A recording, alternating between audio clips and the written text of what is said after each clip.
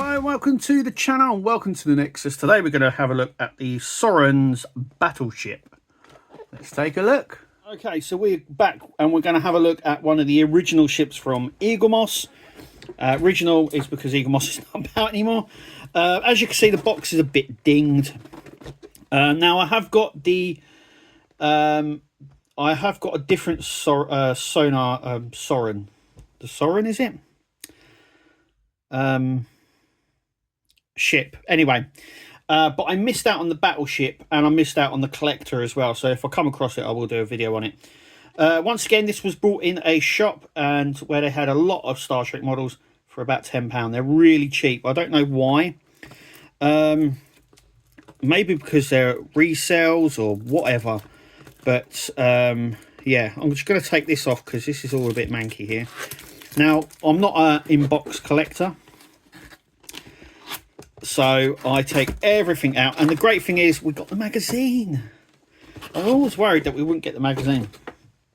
Oh, do you remember these? This takes you back. This takes me back. This style of magazine takes me back. So this is obviously from Eaglemoss, defunct Eaglemoss. Soren's Battleship special issue. I didn't pick this one up. There was a few specials that I didn't. I got the majority of the main collection, and there was quite a few specials that I didn't manage to pick up for various reasons. Okay, so Soren's battleship. So this is like the sleek one. This is the one, I think the Riker maneuver is what it's called, was pulled on it when the Enterprise E, I think, destroyed it. They're also in the Star Trek Online game as well, because I fought a few of these in the Briar Patch. So it has photon torpedoes and blasters. There we go. From Star Trek Insurrection, we do get a bit of in-universe information. We get quite a lot of in-universe information, and I like it when they do that. Nowadays, you get just this, and then they pass on. I don't know whether it's just because more has been let out and now they try and rush them out. I don't know. But we get a lot of in-universe information here.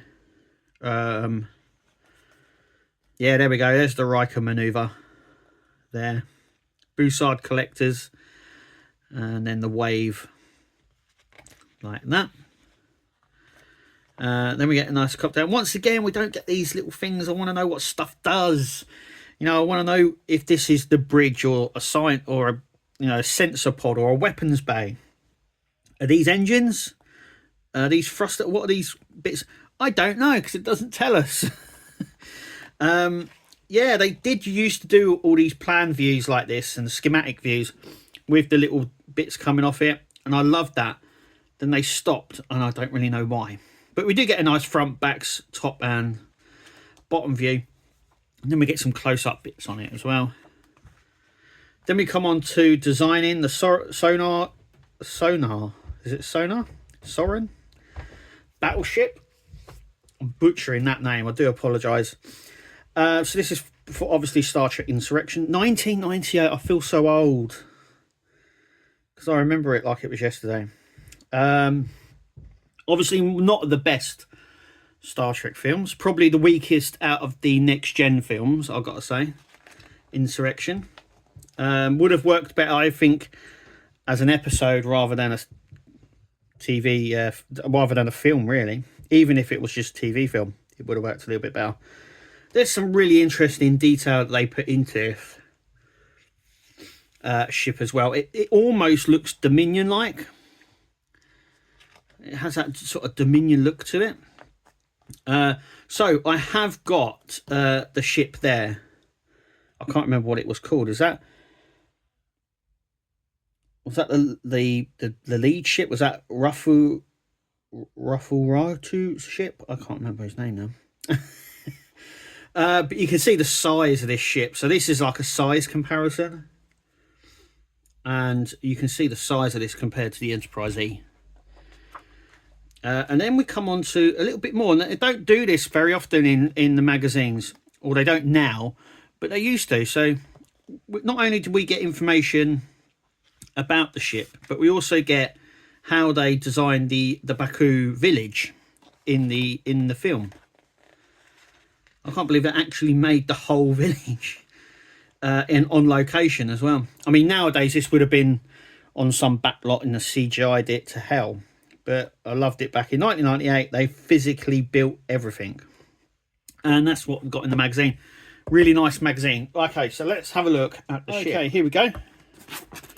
Open it up. Oh, look at that. Actually, it's a lot. I don't know what I was expecting. I was going to say it's a lot smaller, but then with the box and stuff, I'm surprised. Okay, it's very, very thin and heavy. There's a lot of die cast in this. As you can see, they are numbered. Fan home, if you're watching, can you start numbering the labels? Labeling them up and numbering them. This is really good for when you clean them, and you clean all of them. You can actually find the right bases for ships, and also it gives you a number to work with. So yeah, if you're listening, please do that.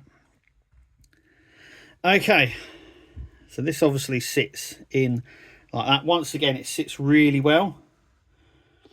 This is very thin, and I'll show you everything. Let me just put the box here for a second. Okay, here we go. So let's take it off. It's very heavy. There's a lot of die cast in this. It's got really good paint apps. It's got this grey. It's got this ribbed section here, which is, like I said, it's almost Cardassian or Dominion in nature, which is really cool. We've got this bit here. This is what this is why I think it reminds me of a Dominion ship, because it's got this sort of design here, and these pincers as well, which is once again very Dominion-like, very Cardassian as well. I haven't read the book. Maybe it says in the book that they took elements from that, but I haven't actually read the magazine fully. You want to see how thin it is, I suppose. There we go. It's very, very thin. Very thin. Not a lot of detail underneath. So we do get this rigid. We get the, I would imagine these are either impulse engines or thrusters. I think they're impulse engine, these red bits at the back here. Then these would be the warp engines along the side. They've even gone on to paint them.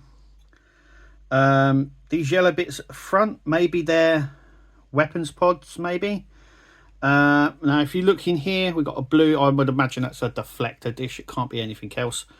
And I've just noticed there are some little tiny, I don't know if you can make that out, little tiny sort of windows. So this sort of gives you a sense of scale. Nice. I mean, you've got to think how big this is. This is twice the size of the Enterprise E. So this thing is huge, right? Gliding around. Like I said, it's very thin. But this whole section here is all die cast, the whole thing. Plastic part is on the top there, so that's really good. It's a really sturdy model. As you can see, it's got a load of detail. I would imagine these are even down to the escape pods there. They almost look like the Starfleet ones, don't they? That triangle shape that the Enterprise E has. Then we come on to the top. The back as well, I didn't really notice that. It's got more windows along the back there. And these must be cargo or shuttle bay things along the back here. Like I said, it's very thin. It's really nice, I like that. Okay, let us know in the comments how you find this one. I absolutely love it. Hang on, let's just fit that in there. It sits really well on the stand as well. But as always, guys, let me know in the comments what you think. Thanks for watching, and we'll see you in the next one. Tune into the channel, Nexus is the name. All the hardest content, you'll never be the same. Laughs and thrills, excitement.